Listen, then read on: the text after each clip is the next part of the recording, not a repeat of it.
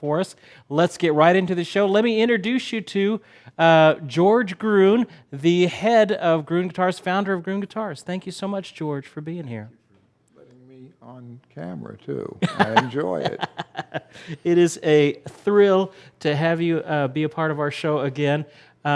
This idea of going through George's personal collection was one that I had, I don't know, about a year or so ago, and we've just kind of waited for the exact right time, and I just knew it would just be one of the most fascinating live lessons that we have ever done. So thank you, George, for taking us through some of these amazing instruments.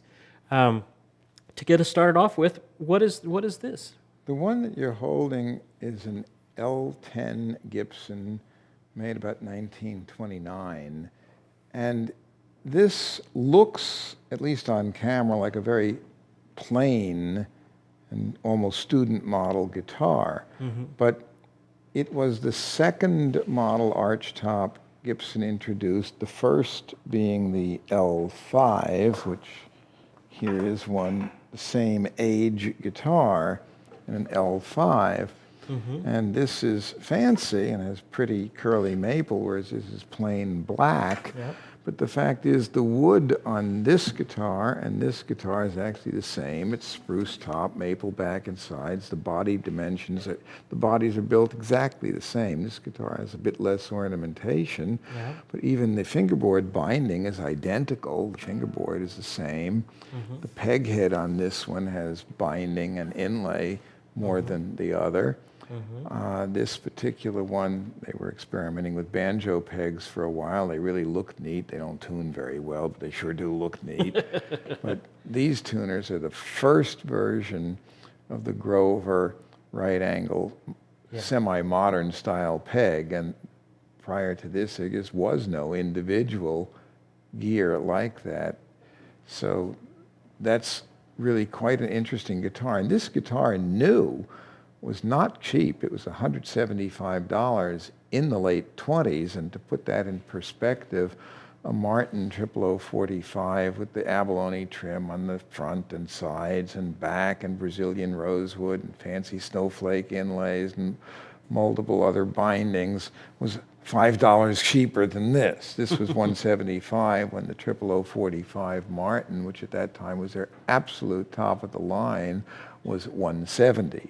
So yes, that was not a cheap guitar, and this one was $275, and there was no Martin guitar that cost as much as this at that time. And this was 1920s. This is early 1929. 1929. And both of these are about the same time.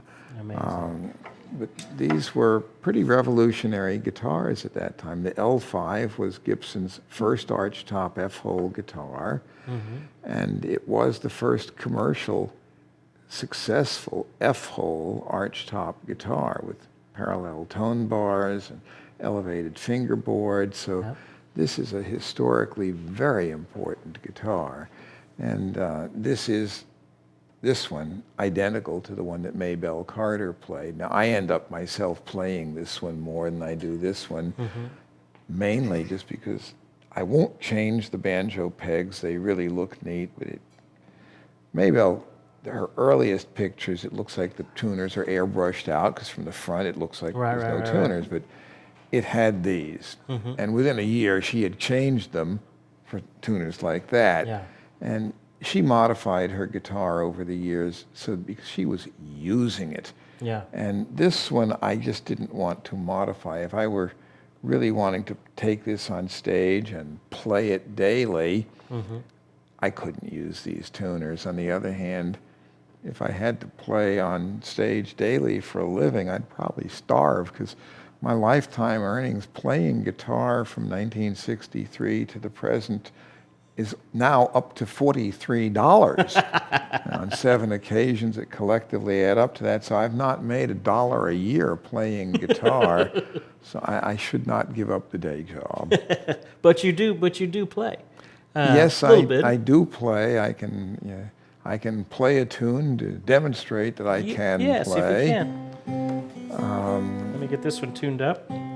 Now, I usually play, when I play guitar, I do play a style very much influenced by Maybelle Carter. Do you want to use this one or that one? I could probably play either one of them as long as this one's in tune, which I think it is right at the moment. And hopefully it'll stay in tune for the duration of one quick tune. And you're using the almost banjo picks for the... Well, for the...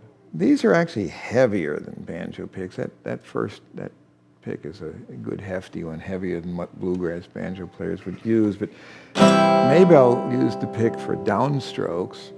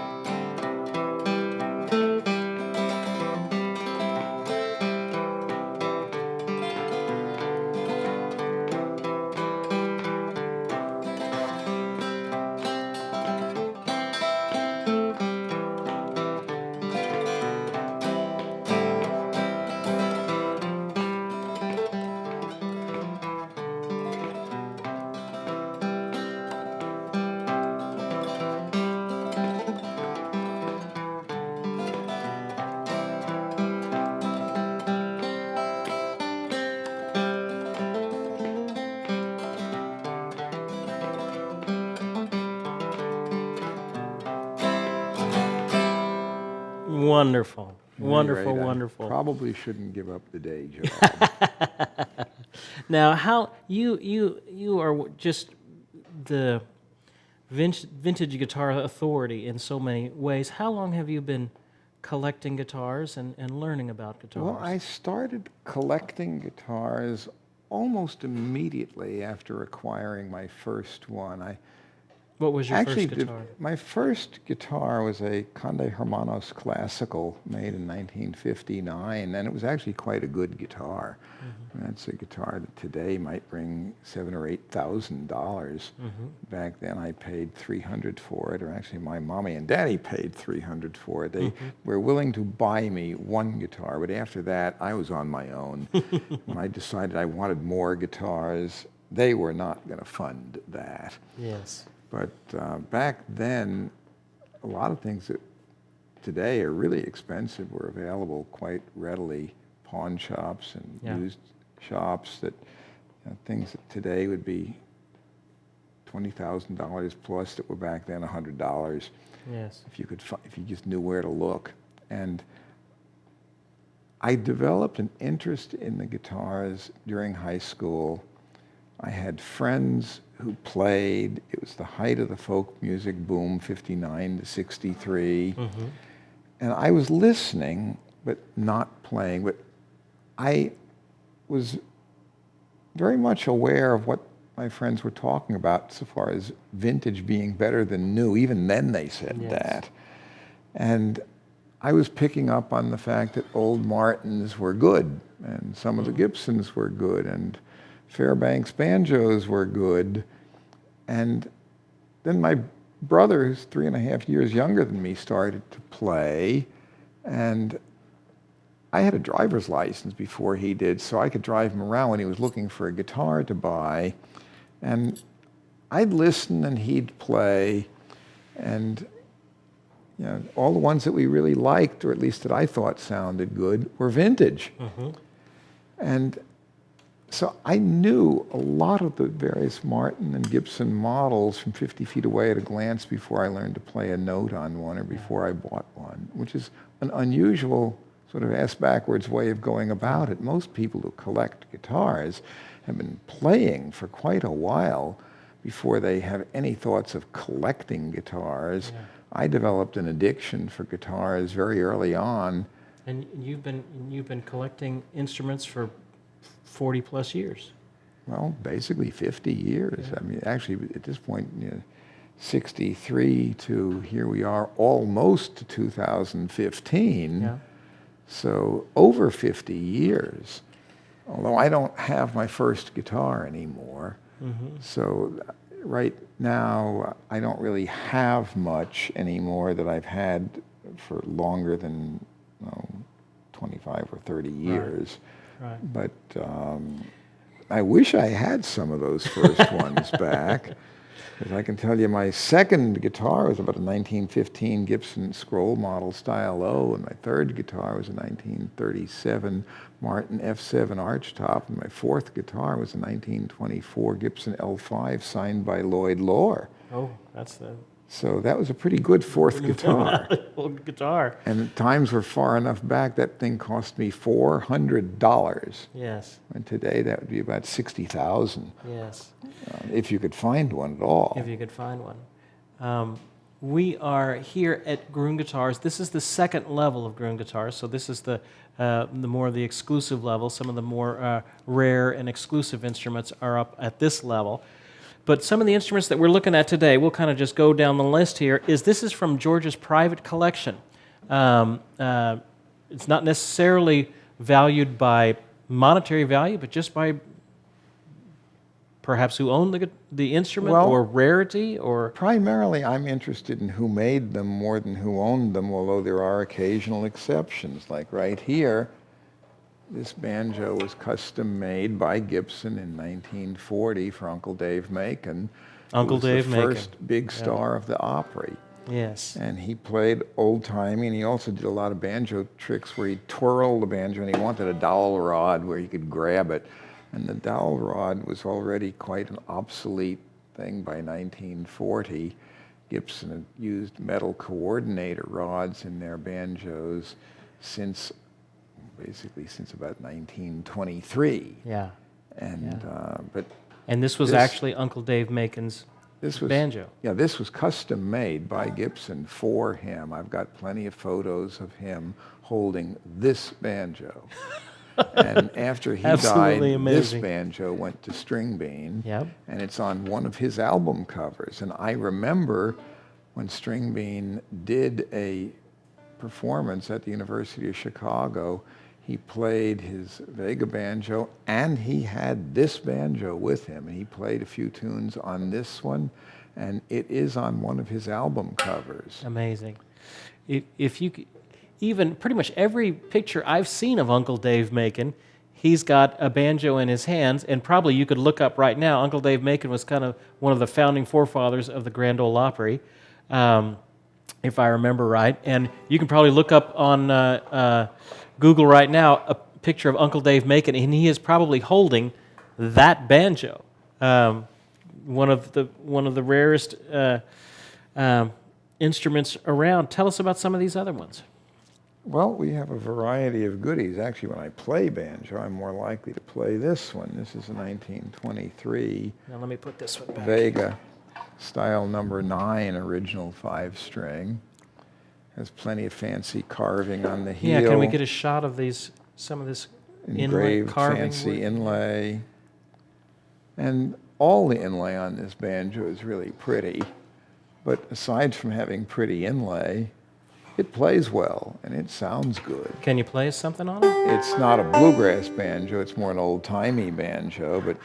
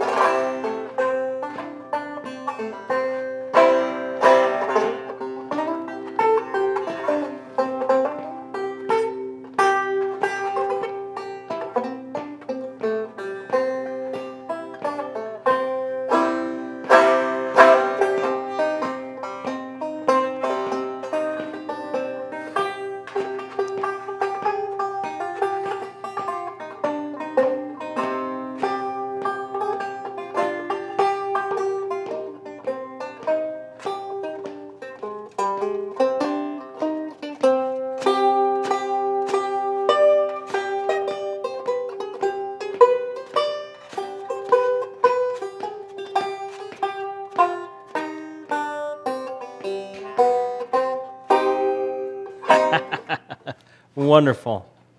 Wonderful, wonderful. But yeah, I have quite a variety of guitars, some going back a long way. Like this is a Schmidt and Maul made in Staten Island, New York in 1856. 1856. And the two Amazing. partners, Schmidt and Maul, George Maul and Louis Schmidt, were German immigrants who worked for Martin. They may have even come over on the same boat in 1833 because they worked for Martin in the 1840s and even earlier. And this is a very high quality, extremely good guitar. It's quite similar in construction to a Martin of the same age, but it has a modified X-bracing pattern similar to a very early Martin X pattern. And this is a very good sounding guitar. Yeah. Can I play it? Stacks up well to a modern. It's smaller than a modern classical. Ooh, it's light. As far as tone, it's functional and very good sounding. Feels great.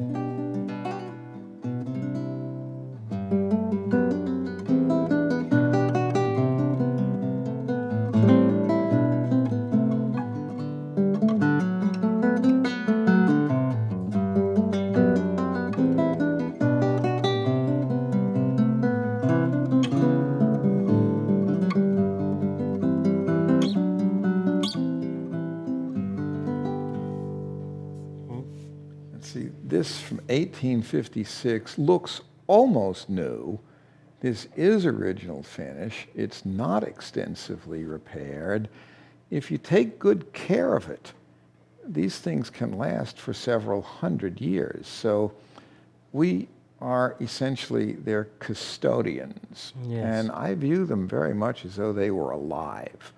They have soul and personality, and they're not simply compliant tools as servants. They are partners. They are good enough that they're really great instruments, make suggestions. Yes. And they may at least influence us to do things that we might not have otherwise thought of. Yeah. And guitars are really great in that regard. And they're also something that when they make these suggestions, it's real safe to try them out. It's not like getting a high-powered sports car that every suggestion it makes is illegal and either dangerous or if no one gets hurt, you still may have flashing blue lights and penalties for trying out these new ideas. This one, all the ideas it gives you are safe. It's a history. That's what has struck me. That these older instruments, I mean, 1850s, we're not too far from the Civil War at this point. Well, this is pre-Civil War. This is pre-Civil War. This guitar was around,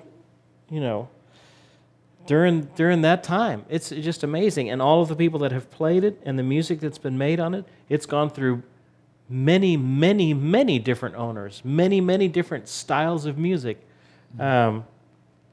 But it's still fully functional. Like Yeah. when you tune that, the tuners work as well as modern gears, and everything about that guitar feels perfectly normal to play. It does.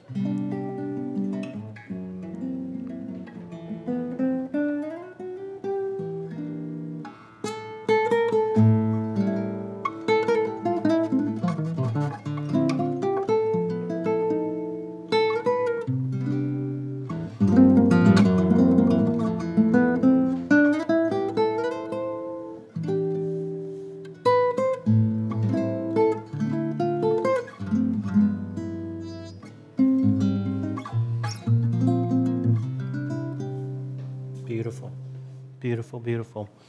Maybe we can get in one more before our break here. We've got a fun guitar over, Back here. actually this one. Okay. Why don't we try this? And this is, because we looked at the L5. And we what is looked at this? the L10. This one is labeled as an L5 Special. Gibson. So it's Gibson. It's a yeah, Gibson. It was made in early 1935. But unlike an L5 of that time, which they'd gone to their so-called advanced body, L5, which was 17 inches wide. This earlier one that you looked at was 16 Smaller, inches yeah. wide, but still an L5. This is 18 inches wide, and there never was a cataloged 18-inch wide L5. And at the time this guitar was made, there was no 18-inch guitar in the Gibson catalog, nor in anybody else's. This is the prototype. And That's the this prototype. guitar is the earliest known 18-inch archtop F-hole guitar made by anybody. It's Amazing. the first one Gibson did, and Epiphone and Angelico and Stromberg, others soon followed. But the Super 400 model Gibson, which was 18 inches wide and a very similar body shape to this, but not quite identical. This upper bout is just like the upper bout on the 17-inch advanced L5, and the Super 4 had a slightly different upper bout, but Super 4 didn't come out until late 35, and this is early 35. This is the prototype, and I got it from the family of the original owner, who worked as a product tester at Gibson. Wow. So a fellow named Coy Davison. Can we get a shot of these tuners? What an odd look to these tuners. These tuners are Grover Imperial tuners, and I have their family photos showing this guitar when it was new, and it didn't have these tuners on it. But Gibson's records show it went back, and it was reworked in 1941. They tweaked it. Originally, it had sunburst finish on the front, so the front got refinished. The tailpiece has been changed. It had an earlier hinged tailpiece, and this has the Veritone tailpiece that didn't come out until 38. And it has these tuners that also weren't available prior to 38. But so it has been reworked, but all the work was, even the reworking was done at Gibson prior to World War II. And so the guitar is original insofar as Gibson was the and only its one original owner tweaked it in experimentation all before World War II. Wow. Absolutely amazing. But there is no older F-hole 18-inch wide. This is the first 18-inch wide F-hole archtop guitar ever made by anybody. And you can play a tune on it. It sounds good. It's a bigger sound than the L5. I don't know that it's necessarily a better sound. It sounds different.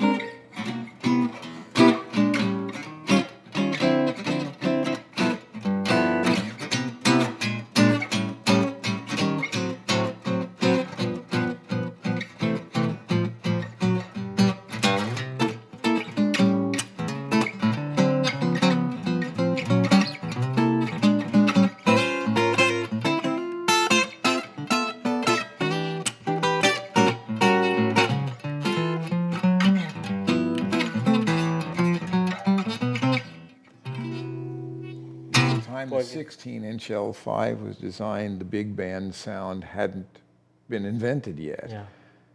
This guitar was designed for orchestral rhythm in a big band when you pound on it, high action, heavy strings, and players like Freddie Green, who played with Count Basie, would epitomize that style where they were playing chord rhythm, but lots of chords, not just 3-chord first position banging out bass runs or whatever, but where every other note was a new chord. Everybody's moving. Everything is moving.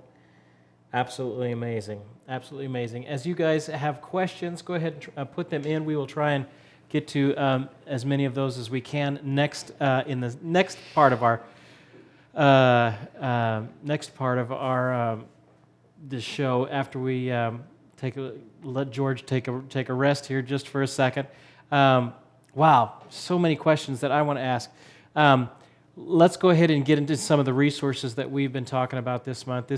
We're kind of coming into the holidays, and I wanted to just let you know of a couple things. All of this is based around the Learn and Master Guitar course that I did and has since been put out by Gibson.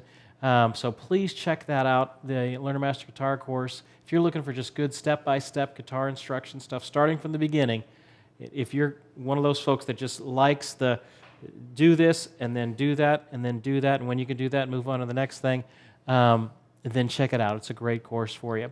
Our resources that we are offering for this month are these Real Book resources. This is the Christmas Real Book. It's this. If you look at your Ustream window, there's a middle button that is a kind of a red and green. That goes to this. In here is 150 Christmas songs. If you're looking for just stuff to play over the holidays, pretty much every Christmas song that I could think of is in these books. And it's a regular kind of single note real book sort of look to it with the chords. And so you can play the melodies. It also has the words in there that you can go through as well. And then you've got the jam-along tracks that go along with it. Not every song is on the jam-along tracks, but about 90% of them are in the jam-along tracks. So if you're interested in this, looking for some great stuff over the holidays to play, this is one of the best resources I have found. So the play-along tracks come along with it, and so we got a great deal on those. If you're interested in those, check it out. Great resources for playing some Christmas tunes. Hey, let's give away something. Let's give away, this is a Gruhn's shirt from here at Gruhn Guitars. Regular shirt. I bet we can probably coax George into autographing this if you want that. The winner of this shirt is Blues Rider LA. Blues Rider LA, you have just won a great shirt from Gruhn Guitars. Wear it proudly. Send us your information, though, at service@stevekrenz.com with your mailing address so that I can get in contact with you, and we can get that out to you as well. Let us know if you're in the chat. Let us know if you want George to sign it as well, and George can autograph that as well. And fantastic. So the winner of that was Blues Rider LA. So very good. I know there's some more things I need to mention, but we will get to that in a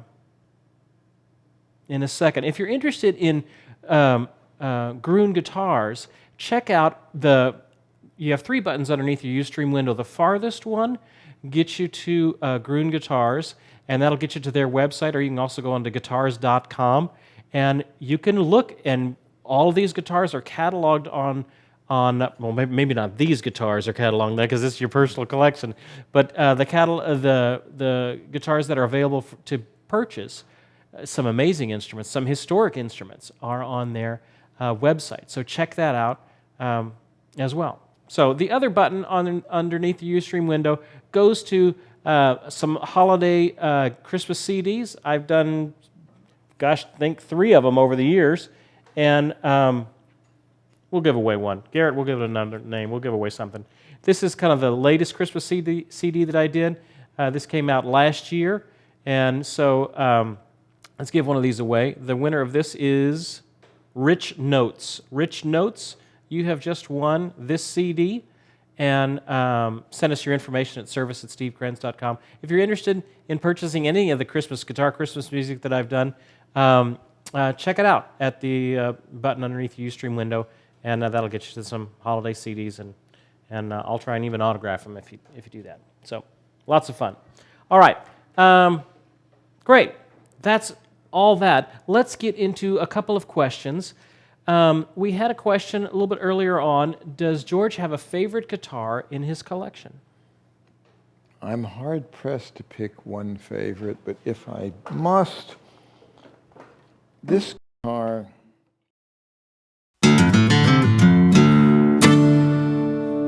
Hey there, Steve Krenz here, and I have some exciting news. We're finally finished with our brand new... But I can't help it with Maybelle Carter. I just love what she did. This was just exactly like her guitar. It was Gibson's top-of-the-line model. It is a wonderful sounding guitar. Yeah. And this guitar is one I will never give up. Yeah. So... I'm not trying to sell any of the ones in my collection, but That you- one is one that really, they all mean quite a bit to me, otherwise they wouldn't be in the collection. Because I've selected them not for monetary value, Yeah. but just for the ones that for some reason are meaningful to me, and they wouldn't be meaningful if they weren't any good. And you've done quite a bit of guitar designing along the years as well. So some of these have. guitars that you see here And, are you know, actually... some of the ones we'll go through are things that I saved prototypes. I have more than we can show in this time coming up, but this, for example, is 1985. This is the handmade prototype that for the Guild Nightbird model. Kim Walker was my shop foreman at that time, and he personally handmade this, but I drew all the specs. Life-size drawing where I drew every line, everything that I wanted about this guitar. Peg head shape, you name it, inlay patterns, and the chamber inside. This looks like a solid body guitar, but it is not. The back is routed so that it's hollow. It's solid under the pickups and under this tailpiece. But it's actually hollow under the bridge, and it's hollow all the way around here. So it's just an area that's solid directly under the stop tailpiece. The bridge is over hollow. The pickups, it's solid beneath them, but everything else is hollow, routed out. And I know of no guitar made by any commercial maker in this manner, because this is a guitar you could cut F-holes in it and it would look fine. It would be a hollow body guitar. And that was the prototype. In fact, we did one called the Nightingale that was the same guitar, but with F-holes. And I have the prototype for that one as well. But this guitar is really historic in that sense. And it sold pretty well for Guild. They're not doing them anymore. When Guild got bought by Fender, Fender didn't go on with a lot of the designs that I had done. And Guild has changed hands several times since I was involved with them. But I was doing guitars, designing things for Guild from '84 through '88. And I was from late August of '86 through '88, I was their Executive Vice President of Research and Development and Artist Relations. So I was very actively involved with Guild, and I have about a dozen Guild prototypes that I've designed, that I saved the prototypes. Now, I see you have one of the acoustic guilds that you've done over there as well. And this is also a prototype, and this is another one that Kim Walker, when he was the shop foreman at my shop, built. And but I had designed it. I'd laid out all the specs for what I wanted. And but Kim is a superb builder. And so this model did go into production, but they made very few of them. Willie Fritcher, the factory foreman at Guild, complained that it was more trouble to build. And you know, it was a bit extra trouble compared to a standard flat, regular dreadnought or other size normal non-cutaway, because the double cutaways and the longer neck. This has a neck fully as long as an ES335 Gibson, and it's got a 24-fret fingerboard, and I've not seen anything that anybody else had done like that. I've never seen a 24 fret on an acoustic, so that's amazing. They're reachable. Yeah, yeah. So. And another one that you have done that I was just personally fascinated in was the Tacoma. You designed the Tacoma guitar, which we didn't have out here. Timothy, well, we could easily grab one and get it out here. Can you go along that back wall? About halfway down is a Tacoma guitar. It just says Tacoma on the top of it. It has a paisley-shaped sound hole offset. And I remember as I was going through your collection, we came across this Tacoma.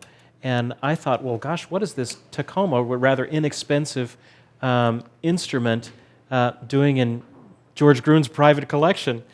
And you had informed me that day that you were the one that designed those. And that's the prototype. And that is the prototype, the acoustic one.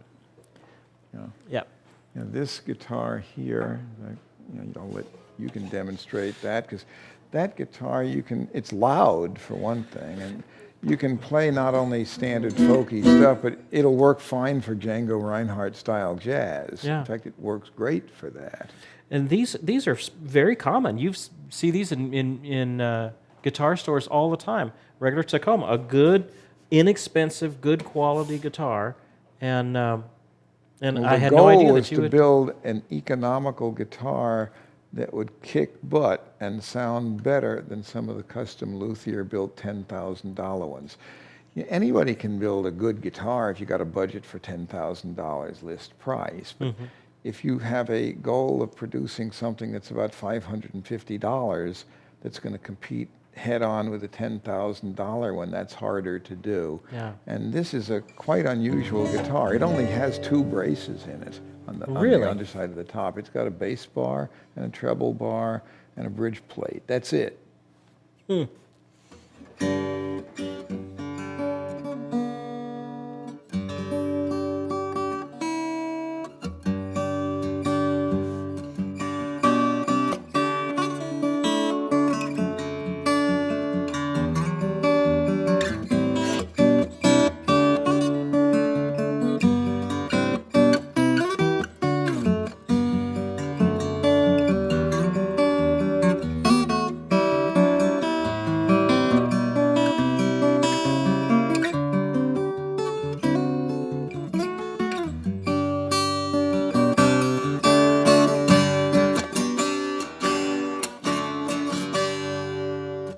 Great, well-balanced guitar. It does not sound like a cheap guitar. No, it doesn't. And we made a bare bones minimalist so far as ornamentation, but there's really very little, if anything, that we could add that would make it play or sound better. We could add more ornamentation, but there's nothing we can take away and have it still work, and there's really, frankly, nothing we can add that would actually make it especially any better. And if you look at it, there's other features that are quite interesting, aside from the fact that it has a nice handle here. You've got a handle. And it has only a bass bar, a treble bar, no binding. The neck is bolt-on, but that means without a heel. These 2 furniture bolts go into metal sleeves in the neck, so they won't strip. A lot of Fender guitar strats and tellies, you take the neck in and out a few times if you want to doodle with it, and the screw holes strip. This won't. They go into metal bushings. So this is, the truss rod goes all the way from here to the end. On a regular flat top with a heel, it only will adjust from this area here. This, you won't get a kink in the fingerboard, and when you play up in the cutaway, the fingerboard is supported by neck every bit as much as it is here. Your tone doesn't change when you get into the cutaway. A lot of flat tops, you can reach the note if it's a cutaway, but it doesn't sound good up there. And what's the point of having a cutaway to reach notes that don't sound good? Or that the fingerboard goes down and has a kink in it where it joins the neck. This doesn't. Plus, with no neck heel, you can reach further up into the cutaway. Now, you can reset the neck angle in 5 minutes. Those have evolved a bit since this initial prototype. Are they currently offering Tacomas like this still? Fender shut it down. So they also spun off Guild, but they didn't spin off Tacoma. They just shut it down. So currently, these are not in production. In production. Tacoma was an independent, well, it wasn't. It was actually a division of Yongchang. Yeah. And then the Korean currency crisis hit. It got spun off. And then it was not very well managed. it's good to have a great design, but there has to be a good management team Yeah. in place, and it didn't have that. And it ended up being sold to Fender, and then Fender has spun off quite a few things, including Tacoma, so they're not making them anymore. So it's frustrating to me that this is not in production, but Yeah. it is a good guitar. And we did guitars tuned up to A, so a tenor voiced smaller version. We did baritone guitars, bass guitars, and mandolins. But so far as it is an eminently playable instrument that shows that you can build something with a very minimalist design and at a budget price and still compete head-on in playability and sound Yes. with some things that cost 10 and 20 times as much. Yes. Yes. Amazing. All right. Well, let's get to a couple of the questions. Sunburst is saying, George, you spoke a lot about post-CBS Fenders. Where will the market go with these instruments? It's not easy to answer where the market will go for anything if you're talking long term, because every generation has its own nostalgia, and musical trends change along with demographics. But I can at least say that, in my opinion, the post-CBS Fenders are actually very good guitars, the ones made now. The pre-CBS Fenders are the true collectible classic Fenders. The CBS Fenders, in my opinion, are the worst guitars Fender ever made. And the post-CBS Fenders, the modern ones being made right now, are pretty darn good. Yeah. And especially the custom shop instruments, they're good enough that people like Eric Clapton are playing them on stage. So it's hard to say that those aren't stage-worthy instruments. They're good. Do I think they'll be collectible in the same way that the pre-CBS models are? No. Do I think they're better than the pre-CBS early ones? The answer is also no. But they're very good. So there are good new guitars being made now. Do I think that anybody's making an acoustic guitar right now that I like better than a late 1930s Martin? No. But there are some extremely good new guitars being made. And there actually is Martin did a model that you designed, the quadruple zero? Right, yeah, we have several of those right within reach. Yeah. What are some, I want to make sure we get to everything that we need to get to. I think we've talked pretty much about everything. We don't have, well, the Gruhn model electric that was right next to the, this is after I was no longer affiliated with Guild. I designed some instruments with my own name and throwing in a bit more in the way of some ideas. Gorgeous instruments. This is one that was a prototype that I designed, but it was actually made in 1988 by Tom Holmes here in Nashville, as far as the actual construction. And he also built the pickups. So they look a lot like Gretsch pickups, but they're a bit hotter. And we're doing some even now that are still being built here in Nashville to design very similar to this, but with a wood tailpiece rather than the metal, and with T.V. Jones pickups. T.V. Jones builds a great pickup. We offer the choice of that or the Seymour Duncan, Seth Lover type humbucker. But it's possible to build a very, very good guitar now, and there are people making plenty fine guitars. Does anybody make a new electric that I think truly, fully equals a good 52 Tele or a mid-50s Strat or a 59 Les Paul Sunburst? No. Those are real some close. Iconic instruments. Yeah. They're iconic, and they're valuable, and they're extremely good.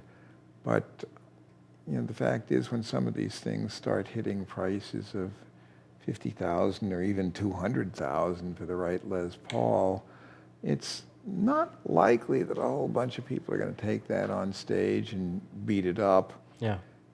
Not that you really have to beat up a guitar to play it either. That's the other Yes. thing. If you treat them right, these things can last 300 years, and we are their custodian, and they can be handed on down to our children, our grandchildren, and the great-great-great-grandchildren can still be playing the same guitar. If you take care of it, they last. Yeah. And if you scratch it from here to here, the strings are here. If you got scratches here, you missed. The strings are here. There's a limit to how far you got to go. And now, if folks have an instrument that they have acquired and wonder if it's valuable, I know Gruhn's offers an appraisal service. we do that online and in person. And of course, I'm not the only one in the world who can appraise a guitar.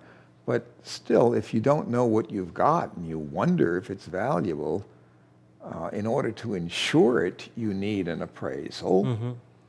For your own edification, you really need to know what it is, or you should. And if you ever have thoughts of selling or trading, it's bordering on idiotic to not first find out what you have and what it's worth before you sell it. I've seen people who have picked up instruments for under $100 at yard sales that were worth over $20,000.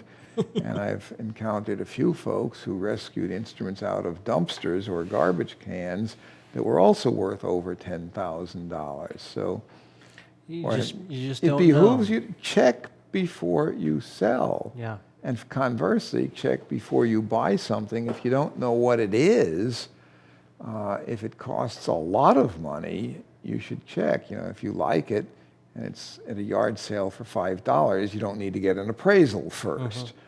But if somebody's offering a guitar for $10,000 and you like it, you might at least want to check and find out what it's really worth before you plunk down $10,000. Because just because it's old doesn't mean that it's valuable. And just because it's rare doesn't mean it's valuable either. Hemophiliacs are rare, and I wouldn't pay to become one. Rarity, by definition, means that it was not a commercial success when it was new. The very best guitars that bring the most money and are highly sought after typically are not one-of-a-kind custom instruments. Yeah. They are things like a 59 Sunburst Les Paul that may be quite rare, but it was rare because it came out too late. The Les Paul craze was already dying when that came out, and it didn't revive again for another 10 years. So in 59, the demand was dying, and by 69, it was back in vogue, and Gibson was just coming out with a reissue. Yeah. So that but they didn't reissue it accurately until the 80s, but at least they came out with reissue Les Pauls in 68 that were gold top models with single coil P90 and the Les Paul Custom. They did with the fretless wonder low frets that nobody wanted, and they basically did the wrong specs. They just weren't really still listening to what the public wanted. But the point is, some things are rare because they came out too late. Some things are rare, like the Gibson Flying V and Explorer, because they came out too early. They came out before people would accept such a radical-looking design. But still, again, within 10 years, people wanted it. Or the Lloyd Loar L5 mandolin came out 22 when the mandolin orchestra was dying and Gibson wanted to kickstart mandolin sales. They came out with the best mandolin ever, but there was no demand for it until bluegrass came along, and that wasn't until the mid-40s. Yeah. Yeah. So today they're valuable, but there's a lot of things that are rare. Simply, the people were right. They looked at it and said, ew, they didn't want one, and the dealers didn't order it, and they were, as a result, a commercial failure and rare. But some things that were really, really, really good were still commercial failures because they either came out too late or too early for acceptance. the moral of that story is if you've got something that you're just not sure what the value is, get the thing appraised. You can get it appraised here. You don't even need to have the physical instrument. If you can send them the physical instrument, that's best. But if you just have pictures and serial numbers and model numbers and any information you have about the instrument, they can give you, you can get an official Gruhn appraisal on that instrument, and it's good to know. You may have that guitar that you just inherited from your grandfather, may be just an old instrument, or it may be something that you could retire on. So you just don't know. So it's good to have something appraised.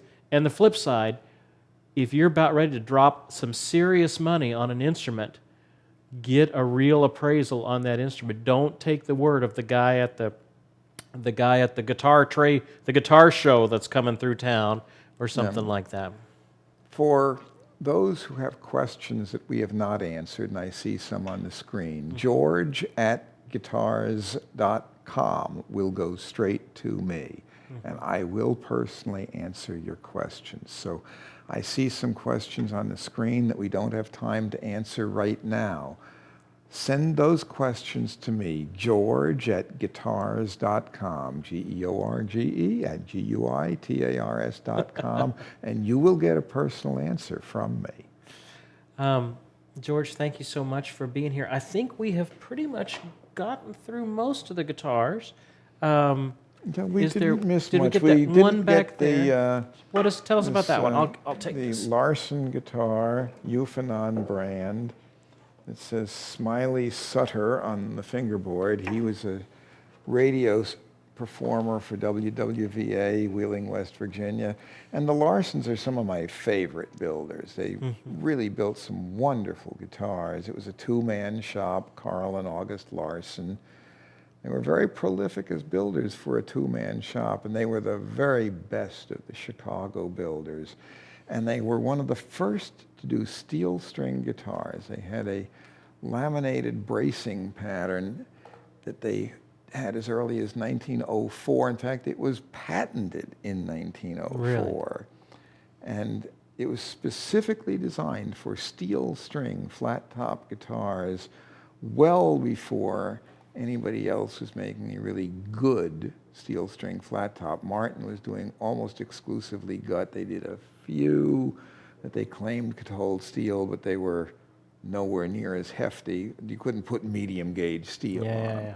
You can take the Larson Brothers guitars, even the early ones with the laminated bracing, and they were built, you could put medium gauge steel strings, and they still to this day are holding up and sound great. They're really good guitars. Wonderful. Wonderful, wonderful. I think this one was built right around 1940. 1940. This, I think we haven't gotten to this one. And that is the first Gruhn model that I designed and that we built at my shop, made in 1980. It's a 16-inch wide guitar, and you'll notice that the peg head shape, I guess I'm kind of hung up on that. I like that peg head shape.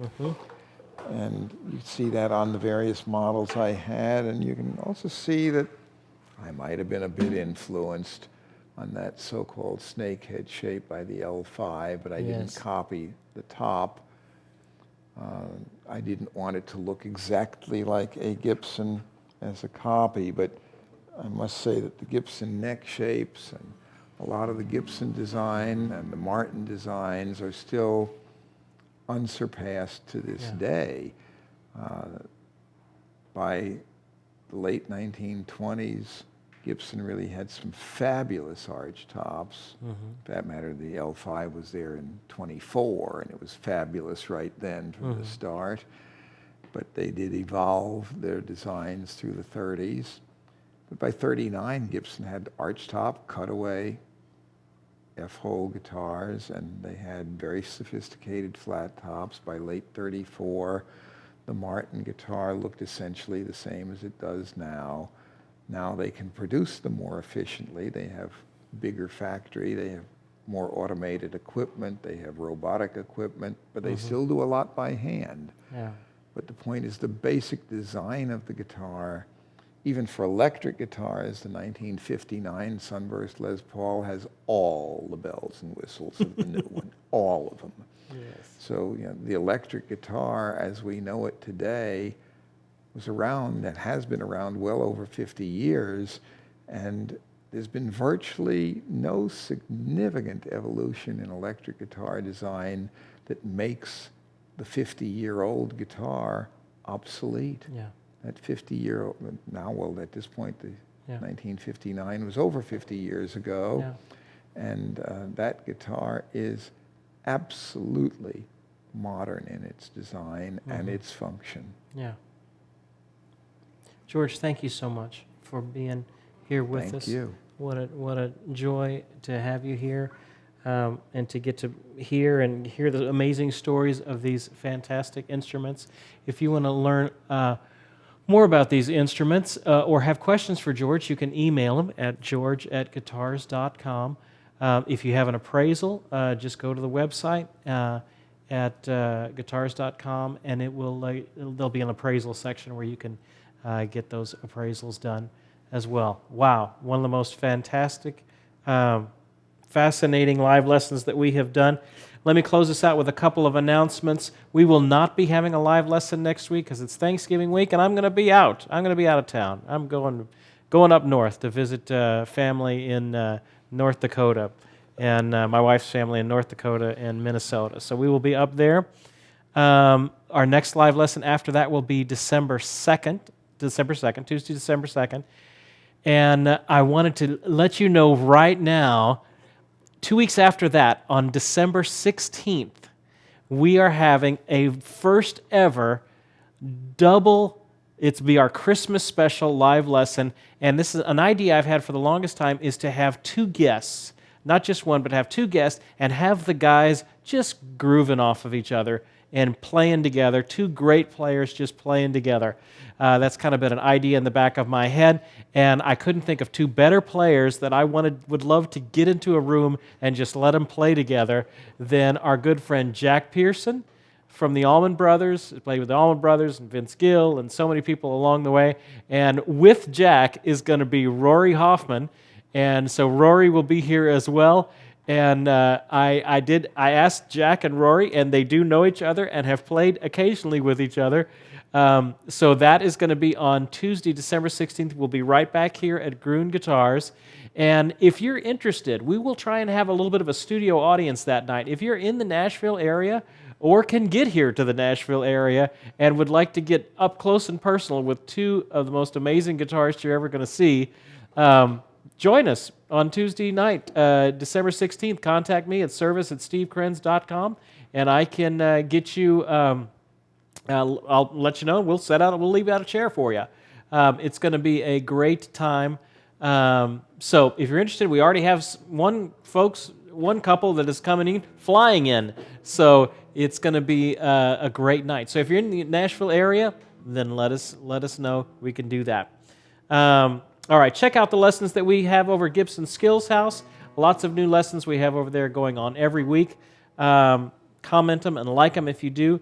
Wow, just a closing thought. As we've been playing these instruments, we are caretakers of these instruments. These instruments have been making music and will be making music long before and after we come along. So we are just taking care of them. So be good to your instrument.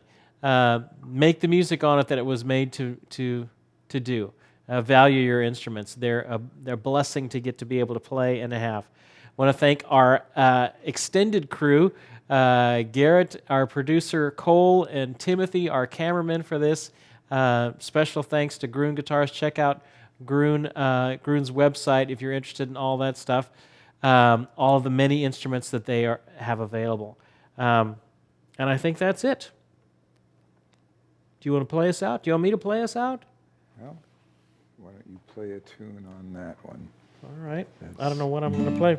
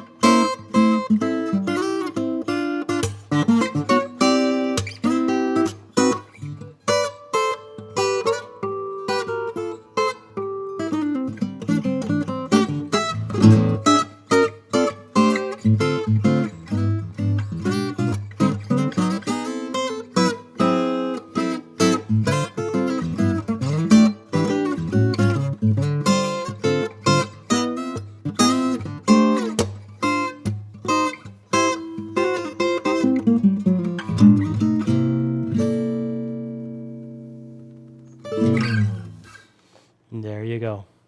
All right, thank you, everybody. We will see you guys next time.